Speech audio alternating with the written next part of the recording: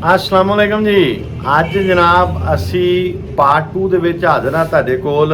ਜਿਹੜੀ ਆਪਾਂ ਵੀਡੀਓ ਬਣਾਈ ਸੀ ਜਾਲੀ ਬਾਬਿਆਂ ਦੇ ਉੱਤੇ ਤੇ ਇੱਕ ਜਾਲੀ ਬਾਬੇ ਦੇ ਮੁਤਲਕ ਆਪਾਂ ਡਿਸਕਸ਼ਨ ਕਰਨੇ ਪਏ ਸਾਂ। ਉਹ ਜਨਾਬ ਜਿਹੜੇ ਜਾਲੀ ਬਾਬਾ ਜੀ ਨੇ ਆਪਣੀ ਪਿਛਲੀ ਵੀਡੀਓ ਦਾ ਇਖਤਤਾਮ ਹੋਇਆ ਸੀ ਕਿ ਅਸੀਂ ਦੱਸਨੇ ਪਏ ਸਾਂ ਕਿ ਜਿਹੜੇ ਬੰਦੇ ਨੂੰ ਵੀ ਕੋਈ ਬੰਦਾ ਕਵੇ ਕਿ ਤੇਰੀ ਡਰੈਸਿੰਗ ਬੜੀ ਅੱਛੀ ਏ ਜਾਂ ਕੋਈ ਵੀ ਤਾਰੀਫ ਕਰੇ ਬੰਦੇ ਦੀ ਤਾਂ ਬੰਦੇ ਨੂੰ ਚੰਗੀ ਲੱਗਦੀ ਏ। बाबा जी ने सारिਆਂ ਨੂੰ ਆਖਿਆ कि जाली बाबा जी ने आख्या कि तुसी अगर जिन्नी ताजीम करोगे जिन्ना अदब करोगे तो उन्नियां ही तुहाडे कोल ताकतां होणगीਆਂ ते उन्ना कुछ ही तुहानूं लभेगा।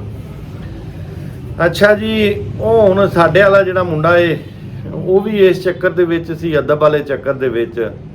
ਬਾਬਾ ਜੀ ਨੇ ਕੀ ਕਰਨਾ ਹੈ ਕਿ ਬਾਬਾ ਜੀ ਨੇ ਪਹਿਲੇ 2-4 ਬੰਦੇ ਟ੍ਰੇਨ ਕੀਤੇ ਹੋਏ ਸੀ ਨਾ ਜਾਲੀ ਬਾਬਾ ਜੀ ਨੇ, ਤੇ ਉਹਨਾਂ ਨੇ ਕੀ ਕਰਨਾ, ਉਹਨਾਂ ਨੇ ਹੱਥ ਬੰਨ੍ਹ ਕੇ ਤੇ ਉਹਨਾਂ ਨੇ ਕੋਲ ਇਸ ਤਰ੍ਹਾਂ ਹੱਥ ਬੰਨ੍ਹ ਕੇ ਤੇ ਉਹਨਾਂ ਨੇ ਆ ਕੇ ਸਿਰ ਝੁਕਾ ਕੇ ਖਲੋ ਜਾਣਾ। ਬਾਬਾ ਬੈਠਾ ਆ, ਬਾਬੇ ਨੇ ਗੋਲਡੀ ਦਾ ਸਿਗਰਟ ਲਾਇਆ ਆ, ਬਾਬੇ ਦਾ ਦਿਲ ਕੀਤਾ ਤੇ ਬਾਬੇ ਨੇ ਇਸ਼ਾਰਾ ਕਰ ਦਿੱਤਾ 5 ਮਿੰਟਾਂ ਬਾਅਦ। ਤੇ ਜੇ ਬਾਬੇ ਦਾ ਦਿਲ ਨਹੀਂ ਕੀਤਾ ਘੰਟਾ ਵੀ, ਤੇ ਬਾਬੇ ਨੇ ਘੰਟਾ ਵੀ ਜਿਹੜਾ ਨਾ ਇਸ਼ਾਰਾ ਨਹੀਂ ਕੀਤਾ ਤੇ ਬੰਦਾ ਹੱਥ ਬੰਨ੍ਹ ਕੇ ਖਲੋਤਾ। ਤੇ ਉਸ ਤੋਂ ਬਾਅਦ ਜਦੋਂ ਬਾਬੇ ਨੇ ਇਸ਼ਾਰਾ ਕਰਨਾ ਬਹਿਣ ਦਾ, ਤੇ ਜਨਾਬ ਬਾਬੇ ਦੇ ਗੋਡਿਆਂ ਨੂੰ ਹੱਥ, ਪੈਰਾਂ ਨੂੰ ਹੱਥ ਲਾ ਕੇ ਤੇ ਤੁਸੀਂ ਉੱਥੇ ਬਹਿਣਾ ਹੈ। ਅੱਛਾ ਜੀ, ਹੁਣ ਉਸ ਮੁੰਡੇ ਨੇ ਸਾਡੇ ਵਾਲੇ ਨੇ ਕੀ ਕੀਤਾ ਕਿ ਉਹਨੇ ਬਾਬੇ ਦਾ ਜਨਾਬ ਅਦਬ ਸ਼ੁਰੂ ਕਰ ਦਿੱਤਾ। ਅਦਬ ਸ਼ੁਰੂ ਤੋਂ ਨਾਲ ਜਿਹੜਾ ਨਾ ਬਾਬਾ ਹਜ਼ੂਰ ਨੇ ਉਹਨੂੰ ਮੁਖਤਲਿਫ ਜਿਹੜੀਆਂ ਨੇ ਨਾ ਉਹ ਪਟੀਕਾਂ ਮਾਰਨੀਆਂ ਸ਼ੁਰੂ ਕਰ ਦਿੱਤੀਆਂ। ਉਹਨੂੰ ਕਹਿਣਾ ਕਿ ਆਉਣ ਲੱਗਿਆ ਜਿਹੜਾ ਨਾ ਉੱਥੋਂ ਗੋਲਡੀ ਦਾ ਡੰਡਾ ਲਈਆਂ ਵੀ, ਉੱਥੋਂ ਬਦਾਮ ਲਈਆਂ ਹੀ, ਕਾਜੂ ਲਈਆਂ ਹੀ, ਕੋਈ ਨਾ ਕੋਈ ਉਹਨਾਂ ਨੇ ਫਿਲਮ ਚਲਾਈ ਰੱਖਣੀ ਕਿ ਮੁੰਡਾ ਜਾਣ ਲੱਗਿਆ ਨਾ ਕੁਛ ਲੈ ਜਾਂਦਾ। ਇੱਕ ਤਾਂ ਹੋਏਗਾ ਚੰਗੇ ਘਰ ਦਾ ਸੀ, ਅੱਗੋਂ ਉਹਦੇ ਬੇਲੀ ਸਨ ਜਿਹੜੇ ਉਹ ਵੀ ਸਾਰੇ ਸਟਰੋਂਗ ਸਨ। ਉਹਦੇ ਵਿੱਚ ਉਹਨੇ ਮੁਖਤਲਿਫ ਬੰਦਿਆਂ ਨੂੰ ਜਿਹੜਾ ਨਾ ਵਿੱਚ ਫਸਾਇਆ। ਕਿ ਉਹ ਮੈਂ ਹੁਣ ਮੈਂ ਜਿੱਥੇ ਜਾ ਕੇ ਬਵਾਂਗਾ ਮੇਰੇ ਬੇਲੀ ਫੋਨ ਕਰਨਗੇ, ਕਾਲ ਕਰਨਗੇ, ਪੁੱਛਣਗੇ ਕਿੱਥੇ ਵੇਂ, ਤੇ ਮੈਂ ਜਿੱਥੇ ਬੈਠਾ ਹੋਵਾਂਗਾ ਉਹੀ ਦੱਸਾਂਗਾ ਨਾ ਉਹਨਾਂ ਨੂੰ। ਉਹ ਇਸ ਮੁੰਡੇ ਦੀ ਵਜ੍ਹਾ ਤੋਂ, ਵਾਸਫ ਦੀ ਵਜ੍ਹਾ ਤੋਂ ਹੋਰ ਵੀ ਕਾਫੀ ਬੰਦੇ ਜਿਹੜੇ ਨੇ ਨਾ ਉੱਥੇ ਜਾਣਾ ਸ਼ੁਰੂ ਹੋ ਗਏ, ਤਗੜੇ ਅਮੀਰ ਆਦਮੀ। ਉਹਨਾਂ ਦੇ ਵਿੱਚ ਇੱਕ ਸਾਡਾ ਦੋਸਤ ਹੈ, ਉਹਦਾ ਭਾਈ ਵੀ ਜਾਂਦਾ ਸੀ, ਨਮਾਜ਼ੀ ਪਰਹੇਜ਼ਗਾਰ। ਬਸ ਜਦੋਂ ਅੱਲਾਹ ਤਾਲਾ ਦੀ ਜ਼ਾਤ ਅਕਲ ਤੇ ਪਰਦਾ ਪਾਵੇ ਇਨਸਾਨ ਨੂੰ ਸਮਝ ਨਹੀਂ ਆਉਂਦੀ।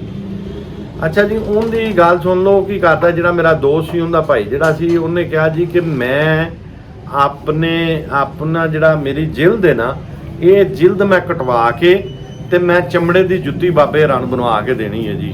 ਬਾਬੇ ਹਰਾਂ ਦੀ ਜਿਹੜੀ ਤਾਜ਼ੀਮ ਹੈ, ਬਾਬੇ ਹਰਾਂ ਦਾ ਜਿਹੜਾ ਅਦਬ ਹੈ, ਉਹਦੇ ਵਿੱਚ ਮੈਂ ਬਾਬੇ ਹਰਾਂ ਨੂੰ ਜਿਹੜੀ ਹੈ ਨਾ ਜੁੱਤੀ ਬਣਵਾ ਕੇ ਦੇਣੀ ਹੈ। ਤੇ ਉਹ ਤਾਂ ਖੈਰ ਉਹਦੇ ਬੇਲੀ ਬੁਲੀ ਪੈ ਗਏ। ਉਹਨਾਂ ਨੇ ਸਮਝਾਇਆ ਕਿ ਇਹ ਕੀ ਕਰਨ ਲੱਗਾ। ਭਰਾਵਾਂ ਨੇ ਆਖਿਆ, ਉਹ ਘਰ ਵਾਲੇ ਗੁੱਸੇ ਹੋਏ ਜਾਂ ਭਾਈ ਗੁੱਸੇ ਹੋਏ, ਤੇ ਉਹ ਗੁੱਸੇ ਤੋਂ ਡਰਦਿਆਂ ਉਹਨੇ ਜਿਹੜਾ ਨਾ ਹਰਕਤ ਕੋਈ ਨਹੀਂ ਕੀਤੀ। ਅੱਛਾ ਜੀ, ਉਸ ਤੋਂ ਬਾਅਦ ਬਾਬਾ ਜੀ ਨੇ ਫਿਲਮਾਂ ਚਲਾਉਣੀਆਂ ਸ਼ੁਰੂ ਕਰ ਦਿੱਤੀਆਂ। ਬਾਬਾ ਜੀ ਦਾ ਇੱਕ ਸਾਹਿਬਜ਼ਾਦਾ ਵੀ ਹੈ ਜੀ। ਉਹ ਸਾਹਿਬਜ਼ਾਦੇ ਨੇ ਕੀ ਕੀਤਾ ਕਿ ਮਹੱਲੇ ਦੇ ਵਿੱਚੋਂ ਮੀਟਰ ਚੋਰੀ ਕਰਾ ਦਿੱਤੇ ਗੈਸ ਵਾਲੇ। ਉਹ ਗੈਸ ਵਾਲੇ ਮੀਟਰ ਚੋਰੀ ਕਰਾਏ ਤੇ ਉਹਨਾਂ ਲੋਕਾਂ ਕੋਲ ਹੀ ਪੈਸੇ ਲੈ ਲਏ ਮੀਟਰ ਲਵਾਉਣ ਦੇ ਕਿ ਅਸੀਂ ਤੁਹਾਡੇ ਮੀਟਰ ਲਵਾ ਕੇ ਦਿਆਂਗੇ, ਤੁਸੀਂ ਸਾਨੂੰ ਜਿਹੜਾ ਨਾ ਉਹ ਪੈਸੇ ਦਿਓ। ਉਹਨਾਂ ਕੋਲ ਪੈਸੇ ਫੜ ਲਏ। ਉਹ ਇੱਕ ਕੈਮਰੇ ਦੇ ਵਿੱਚ ਉਹ ਮੁੰਡਾ ਆ ਗਿਆ ਜਿਹੜਾ ਮੀਟਰ ਲਾਉਂਦਾ ਪਿਆ ਸੀ। ਉਹ ਜਿਸਲੇ ਉਹ ਮੁੰਡੇ ਨੂੰ ਫੜਿਆ ਪੁਲਿਸ ਨੇ, ਉਹਨਾਂ ਨੇ ਪੁੱਛਿਆ ਹਾਂ ਵੀ ਦੱਸ ਤੂੰ ਮੀਟਰ ਚੋਰੀ ਕੀਤੇ ਨੇ। ਉਹਨੇ ਕਿਹਾ ਮੈਨੂੰ ਤਾਂ ਫਲਾਣੇ ਬੰਦੇ ਨੇ ਆਖਿਆ, ਉਹਦੇ ਕਹਿਣ ਤੇ ਮੈਂ ਲਾਏ ਨੇ ਤੇ ਉਹਨੇ ਹੀ ਮੇਰੇ ਕੋਲ ਮੀਟਰ ਰੱਖੇ ਨੇ। ਹੁਣ ਜਿਹੜਾ ਵਾਸਫ ਹੈ ਉਹਦਾ ਬੇਲੀ ਇੱਕ ਇੰਸਪੈਕਟਰ ਵੀ ਸੀ, ਪੁਲਿਸ ਇੰਸਪੈਕਟਰ। ਉਹ ਵੀ ਬਾਬੇ ਹਰਾਂ ਦਾ ਜਨਾਬ ਕਾਰੇ ਖਾਸ ਤੇ ਬਾਬੇ ਹਰਾਂ ਦਾ ਤਾਬਿਆਦਾਰ। ਤੇ ਉਹਨੇ ਕੀ ਕੀਤਾ, ਉਹ ਇੰਸਪੈਕਟਰ ਨੇ ਉਹਨੇ ਜਾ ਕੇ ਜਿਹੜੇ ਲੋਕਾਂ ਦੇ ਮੀਟਰ ਲੱਥੇ ਹੋਏ ਸੀ ਉਹਨਾਂ ਕੋਲ ਮਾਫੀ ਮੰਗੀ। ਉਹਨਾਂ ਨੂੰ ਕਿਹਾ ਕਿ ਸਾਨੂੰ ਮਾਫ ਕਰੋ, ਅਸੀਂ ਤੁਹਾਨੂੰ ਜਿਹੜਾ ਨਾ ਉਹ ਮੀਟਰ ਲੈ ਦਿੰਦੇ ਹਾਂ। ਉਹ ਮੀਟਰ ਲੈ ਕੇ ਦਿੱਤੇ। ਜੇ ਕਿਸੇ ਨੇ ਪੈਸੇ ਮੰਗੇ ਉਹਨੂੰ ਪੈਸੇ ਦਿੱਤੇ।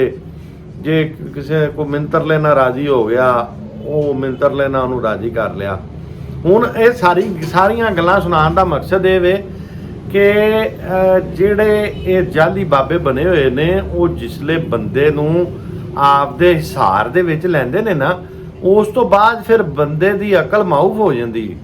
ਉਹ ਬੰਦੇ ਨੂੰ, ਕਿਉਂਕਿ ਉਹ ਨਫਸੀਆਤੀ ਮਾਹਿਰ ਹੁੰਦੇ ਨੇ, ਨਫਸੀਆਤ ਦੇ ਉਹ ਮਾਹਿਰ ਹੁੰਦੇ ਨੇ। ਉਹ ਬੰਦੇ ਦੇ ਗਿਰਦ ਜਦੋਂ ਘੇਰਾ ਤੰਗ ਕਰਦੇ ਨੇ ਨਾ, ਉਹ ਬੰਦੇ ਨੂੰ ਸਮਝ ਹੀ ਨਹੀਂ ਆਉਂਦੀ। ਬੰਦੇ ਨੂੰ ਆਪਦੇ ਬੀਵੀ ਬੱਚੇ ਨਹੀਂ ਚੰਗੇ ਲੱਗਦੇ। ਉਹ ਮੈਂ ਹੁਣ ਗਾਲ ਕੱਢਣ ਲੱਗਾ ਹਾਂ, ਲੇਕਿਨ ਫਿਰ ਮੈਂ ਨਹੀਂ ਕੱਢਣ ਲੱਗਾ। ਉਹ ਜਿਹੜਾ ਵਾਸਫ ਹੈ, ਉਹਦਾ ਬੇਟਾ ਸੀ ਛੋਟਾ, ਉਹਦੀਆਂ ਹੋਣੀਆਂ ਸੀ ਜਨਾਬ ਸੁਣਤਾਂ, ਤੇ ਸਾਰਿਆਂ ਨੇ ਕਿਹਾ ਕਿ ਆਪਾਂ ਫਲਾਣਾ ਡਾਕਟਰ ਚੰਗਾ ਹੈ, ਉਹਦੇ ਕੋਲ ਕਰਾਉਂਦੇ ਹਾਂ। ਉਹਨੇ ਕਿਹਾ ਨਹੀਂ ਜੀ, ਮੇਰੇ ਬਾਬਾ ਜੀ ਕਰਨਗੇ ਜੀ, ਮੇਰੇ ਬਾਬਾ ਜੀ ਜਿਹੜੀਆਂ ਨਾ ਉਹ ਸੁਣਤਾਂ ਕਰਨਗੇ। ਉਹਦੇ ਬਾਬੇ ਨੇ ਜਨਾਬ ਸੁਣਤਾਂ ਕੀਤੀਆਂ, ਉਸ ਮੁੰਡੇ ਨੂੰ ਉਹ ਇਨਫੈਕਸ਼ਨ ਹੋ ਗਿਆ। ਤਕਰੀਬਨ 1 ਮਹੀਨਾ ਉਸ ਬੱਚੇ ਨੂੰ ਇੰਨੀ ਤਕਲੀਫ ਹੋਈ ਜਿੰਨਾ ਹਿਸਾਬ ਕੋਈ ਨਹੀਂ। ਉਹ ਬਾਬੇ ਦੀ ਵਜ੍ਹਾ ਤੋਂ, ਉਸ ਬਾਬੇ ਨੇ ਜਿਹੜਾ ਨਾ, ਵੇਖੋ ਨਾ, ਬੇਟਾ ਬੰਦੇ ਦੇ ਦਿਲ ਦਾ ਟੁਕੜਾ ਹੁੰਦਾ, ਬੰਦੇ ਦੀ ਜਿਹੜੀ ਔਲਾਦ ਹੁੰਦੀ ਹੈ। ਲੇਕਿਨ ਉਹ ਘਰੋਂ ਦੀ ਬੇਗਮ ਨੇ ਜੇ ਉਹਨੂੰ ਕਿਹਾ ਵੀ ਇਹ ਕਿ ਆ ਤੁਸੀਂ ਕੰਮ ਖਰਾਬ ਕਰਾ ਦਿੱਤਾ, ਤਾਂ ਉਤੋਂ ਉਹਦੇ ਨਾਲ ਬੋਲਦਾ ਰਿਹਾ ਕਿ ਬਈ ਆਪਣਾ ਤੈਨੂੰ ਬਹੁਤਾ ਪਤਾ ਹੈ।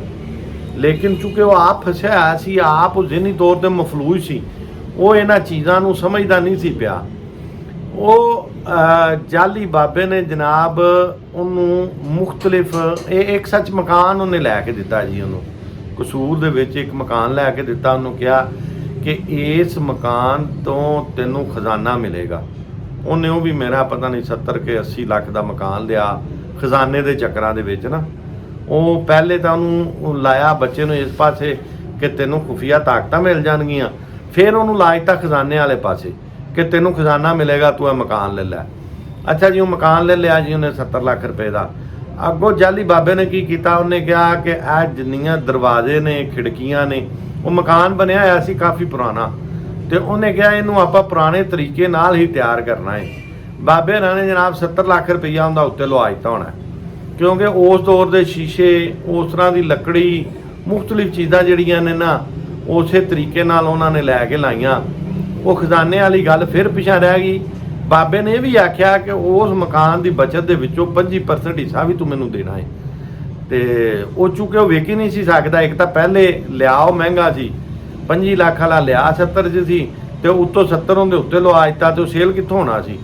ਤੇ ਬਾਬਾ ਜੀ ਨੇ ਜਿੰਨੇ ਵੀ ਜਨਾਬ ਜਾਲੀ ਬਾਬਾ ਜੀ ਨੇ ਜਿੰਨੇ ਵੀ ਬੰਦੇ ਲਾਏ, ਉਹ ਸਾਰੇ ਆਪਣੇ ਮਰੀਜ਼ ਲਾਏ। ਜੇ ਕੋਈ ਲੱਕੜ ਦਾ ਕੰਮ ਕਰਨ ਵਾਲਾ, ਜੇ ਕੋਈ ਮਿਸਤਰੀ ਹੈ, ਜੇ ਕੋਈ ਮਜ਼ਦੂਰ ਹੈ, ਉਹ ਬਾਬਾ ਆਪ ਵੀ ਖਾ ਰਿਹਾ ਸੀ ਤੇ ਆਪਦੇ ਚੇਲਿਆਂ ਨੂੰ ਵੀ ਕਹਿ ਰਿਹਾ ਸੀ ਕਿ ਤੁਸੀਂ ਰੱਜ ਕੇ ਖਾਓ। ਉਹ ਉਹਨਾਂ ਨੂੰ ਖਾਧੀ ਜਾ। ਬਾਬੇ ਨੇ ਜਨਾਬ ਉਸ ਬੱਚੇ ਨੂੰ ਇਸ ਪਾਸੇ ਲਾ ਦਿੱਤਾ ਕਿ ਤੇਰਾ ਮਕਾਨ ਜਿਹੜਾ ਹੈ ਉਹ 100 ਕਰੋੜ ਰੁਪਏ ਦਾ ਸੇਲ ਹੋਏਗਾ। ਮੈਂ ਕਹਿੰਦਾ ਤੁਸੀਂ ਅਕਲ ਤੇ ਪਰਦੇ ਦੀ ਹੈਰਾਨਗੀ ਦੇਖੋ ਕਿ ਅਕਲ ਦੇ ਉੱਤੇ ਜਦੋਂ ਪਰਦਾ ਪੈ ਜਾਵੇ, ਇੱਕ ਚੀਜ਼ ਤੁਸੀਂ 70 ਲੱਖ ਦੀ ਲਈ ਹੈ, 70 ਲੱਖ ਤੁਸੀਂ ਉੱਤੇ ਲਾ ਦਿੱਤਾ, 1 ਕਰੋੜ 40 ਲੱਖ ਹੋ ਗਿਆ। ਬੜੀ ਛਾਲ ਮਾਰੀਏ, ਉਹ 3 ਦਾ ਆਪਾਂ ਕਹੀਏ ਵਿਕ ਜੇ, 3 ਦਾ ਵੀ ਵਿਕ ਨਹੀਂ ਸਕਦਾ। ਲੇਕਿਨ ਅਗਰ ਆਪਾਂ ਕਹੀਏ ਕਿ 3 ਦਾ ਵਿਕ ਜੇਗਾ, ਤੇ ਫੇਰ ਵੀ ਕੋਈ ਗੱਲ ਜਿਹੜੀ ਹੈ ਨਾ ਉਹ ਸਮਝ ਦੇ ਵਿੱਚ ਆਉਂਦੀ ਹੈ। ਤੇ ਉਹਨਾਂ ਨੇ ਕਿਹਾ ਉਹ 100 ਕਰੋੜ ਰੁਪਏ ਦਾ ਤੇਰਾ ਮਕਾਨ ਵਿਕ ਜਾਣਾ, ਤੂੰ ਫਿਕਰ ਨਹੀਂ ਕਰਨੀ, ਤੂੰ 25% ਮੈਨੂੰ ਦੇਣਾ। ਉਹਨੂੰ ਇਸੇ ਪਾਸੇ ਹੀ ਲਾਈ ਰੱਖਿਆ। ਹੁਣ ਆਪਾਂ ਆ ਜਾਂਦੇ ਇਸ ਪਾਸੇ ਕਿ ਉਹ ਵਾਸਫ ਨੂੰ ਅਕਲ ਕਿਵੇਂ ਆਈ। ਵਾਸਫ ਦੀ ਵਾਲਦਾ ਬਿਮਾਰ ਹੋ ਜਾਂਦੀ ਹੈ, ਉਹਨੂੰ ਲੈ ਕੇ ਹਸਪੀਟਲ ਚਲਾ ਜਾਂਦਾ ਹੈ। ਅੱਛਾ, ਇਸ ਦੌਰਾਨ ਹੋਰ ਬੜੇ ਵਾਕਿਆਤ ਨੇ, ਲੇਕਿਨ ਮੈਂ ਸ਼ੋਰਟ ਜੇ ਕਰਕੇ ਸੁਣਾਏ ਤੁਹਾਨੂੰ। ਵਾਸਫ ਦੀ ਵਾਲਦਾ ਬਿਮਾਰ ਹੁੰਦੀ ਹੈ, ਉਹ ਵਾਲਦਾ ਲੈ ਕੇ ਹਸਪੀਟਲ ਦਾਖਲ ਹੋ ਜਾਂਦਾ, ਉਹਨਾਂ ਦੇ ਨਾਲ ਰਹਿੰਦਾ 1 ਹਫ਼ਤਾ। ਉਹ 1 ਹਫ਼ਤੇ ਦੇ ਵਿੱਚ ਉਹ ਬਾਬੇ ਕੋਲ ਚੁੱਕ ਨਹੀਂ ਜਾ ਸਕਦਾ ਸੀ, ਹਸਪੀਟਲ ਸੀ। ਤੇ ਵਾਸਫ ਦੀ ਵਾਲਦਾ ਵੀ ਬੜੀਆਂ ਦੁਆਵਾਂ ਮੰਗਦੀ ਸੀ ਕਿ ਕਿਸੇ ਤਰੀਕੇ ਨਾਲ ਇਸ ਬਾਬੇ ਕੋਲੋਂ ਜਾਨ ਛੁੱਟ ਜੇ ਮੇਰੇ ਬੱਚੇ ਦੀ।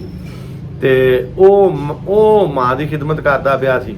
ਉਹ ਅੱਲਾਹ ਤਾਲਾ ਇਜਾਜ਼ਤ ਨੇ ਉਹਦੇ ਜ਼ਿਹਨ 'ਚ ਕੁਝ ਗੱਲਾਂ ਇਸ ਤਰ੍ਹਾਂ ਦੀਆਂ ਭਾਈਆਂ ਕਿ ਉਹਨੂੰ ਗੱਲ ਦੀ ਸਮਝ ਆਣੀ ਸ਼ੁਰੂ ਹੋ ਗਈ।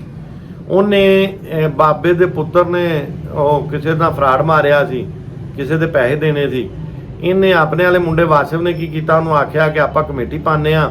ਉੱਥੇ 10 ਬੇਲੀਆਂ ਦੀ ਕਮੇਟੀ ਪਵਾ ਦਿੱਤੀ। ਉਹਨੂੰ ਕਿਹਾ ਕਿ ਨਾ ਪਹਿਲੀਆਂ 2 ਤੁਸੀਂ ਰੱਖ ਲਓ, ਤੁਸੀਂ ਲੋਕਾਂ ਦੇ ਪੈਸੇ ਦੇਣੇ ਆ ਦੇ ਲਵੋ, ਤੇ ਬਾਕੀ ਅਸੀਂ ਬੇਲੀ ਆਪੇ ਬਾਅਦ ਚੋਂ ਲੈ ਲਾਂਗੇ, ਜਿੰਨੀ ਪਰਚੀ ਤੇ ਨਿਕਲੇ ਲੈ ਲਾਂ ਕਰਾਂਗੇ। ਉਹ ਚੌਥੀ ਕਮੇਟੀ ਫਿਰ ਵਾਸਿਫ ਦੀ ਨਿਕਲ ਆਉਂਦੀ।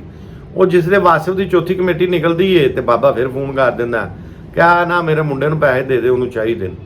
ਪਹਿਲੀਆਂ 2 ਕਮੇਟੀਆਂ ਤੇ ਉਹਨਾਂ ਦਿੱਤੀਆਂ ਹੀ ਦਿੱਤੀਆਂ। ਅੱਗੋਂ ਜਿਸਲੇ ਚੌਥੀ ਕਮੇਟੀ ਉਹਦੀ ਨਿਕਲੀ, ਉਹ ਵੀ ਬਾਬੇ ਨੇ ਫੋਨ ਕਰ ਦਿੱਤਾ। ਇਹ ਬਦਾਹੇ ਰਹਿੰਦਾ ਕਹਿਣਾ ਇਹ ਮੁੰਡੇ ਦਾ ਕਿ ਮੈਨੂੰ ਇੱਥੋਂ ਗੱਲ ਸਮਝ ਆਣੀ ਸ਼ੁਰੂ ਹੋਈ ਕਿ ਬਾਬਾ ਆਪਣੇ ਢਿੱਡ ਤੇ ਹੱਥ ਮਾਰੀ ਜਾਂਦਾ ਤੇ ਸਾਡੇ ਮੁਤਲਕ ਸੋਚਦਾ ਹੀ ਕੁਛ ਨਹੀਂ। ਅਸੀਂ 8-10 ਸਾਲ ਹੋ ਗਏ ਨੇ, ਅਸੀਂ ਇਹਦੀ ਤਾਬਿਆਦਾਰੀ ਕਰਨੇ ਪਏ ਹਾਂ, ਸਾਨੂੰ ਤਾਂ ਲੱਭਾ ਵੀ ਕੁਛ ਨਹੀਂ। ਤੇ ਬਜਾਏ ਅਸੀਂ ਘਰੋਂ ਵੀ ਪਰੇਸ਼ਾਨ, ਬੱਚਿਆਂ ਨੂੰ ਵੀ ਟਾਈਮ ਕੋਈ ਨਹੀਂ, ਦੁਕਾਨਦਾਰੀ ਵੀ ਸਾਰੀ ਖਰਾਬ ਹੋਈ ਪਈ ਏ। ਉਹ ਜਿਹੜਾ ਹਸਪਤਾਲ ਦਾਖਲ ਹੋਇਆ ਸੀ, ਉੱਥੇ ਅੱਲਾਹ ਤਾਲਾ ਇਜ਼ਾਦ ਨੇ ਉਹਨੂੰ ਅਕਲ ਸਮਝ ਦਿੱਤੀ। ਉੱਥੇ ਵਿਹਲਾ ਬੈਠਾ ਰਿਹਾ, ਉੱਥੇ ਸੋਚਦਾ ਰਿਹਾ ਕਿ ਮੈਂ ਪਿਛਲੀ ਜ਼ਿੰਦਗੀ ਕਿਵੇਂ ਗੁਜ਼ਾਰੀ। ਤੇ ਉਹ ਅੱਲਾਹ ਤਾਲਾ ਇਜਾਜ਼ਤ ਦੀ ਕਰਮਨਵਾਜ਼ੀ ਹੋਈ ਉਹਦੇ ਤੋਂ ਪਿਛਾਂ ਹਟ ਗਿਆ। ਇਹ ਸਾਰੀਆਂ ਗੱਲਾਂ ਸੁਣਾਉਣ ਦਾ ਜਿਹੜਾ ਤੁਹਾਨੂੰ ਮਕਸਦ ਹੈ ਇਹ ਮਕਸਦ ਹੈ ਕਦੀ ਵੀ ਕਿਸੇ ਬੰਦੇ ਦੇ ਮਗਰ ਨਾ ਜਾਓ।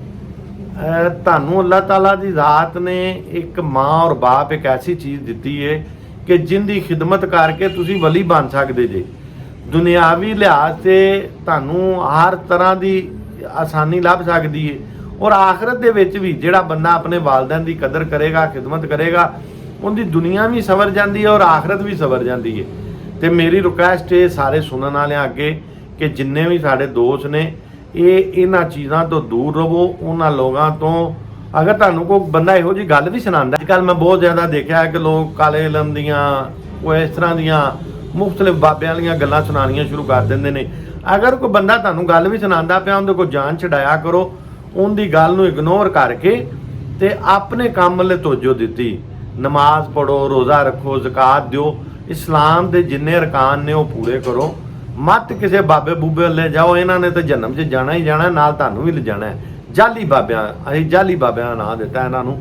ਇਹ ਜਿਹੜੇ ਜਾਲੀ ਬਾਬੇ ਨੇ ਲੋਕਾਂ ਦੇ ਇੱਜ਼ਤਾਂ ਖਰਾਬ ਕਰ ਦਿੰਦੇ ਨੇ, ਲੋਕਾਂ ਦੇ ਘਰ ਖਰਾਬ ਕਰ ਦਿੰਦੇ ਨੇ।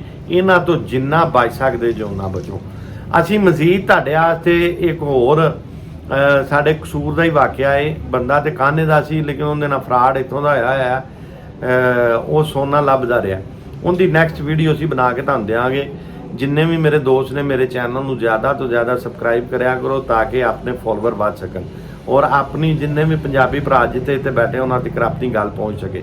ਪਾਕਿਸਤਾਨ ਜ਼ਿੰਦਾਬਾਦ।